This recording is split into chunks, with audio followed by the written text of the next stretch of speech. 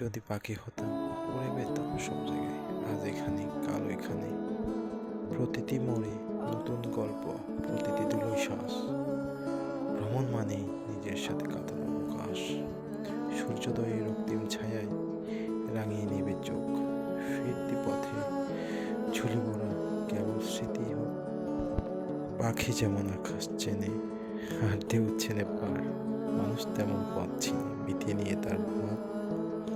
বাংলার মানচিত্রে একদম শেষ বিন্দুতে দাঁড়িয়ে আজ আকাশের নীল আর সমুদ্রের গর্জনের গল্প শুনছি।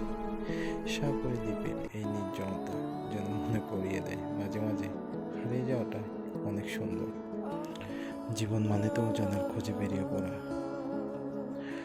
এখানে সময় যেন থমকে দাঁড়িয়েছে সাগরের ঢেউ গুনতে। নীল আকাশ যখন সমুদ্রের নীলকে আলিঙ্গন করে, তখন বুঝতে পারে পৃথিবীটা কতটা না সুন্দর। ভ্রমণের প্রতিটি মুহূর্ত তোলা দাগ আজ আমার স্মৃতির প্রতিটি পাতায়।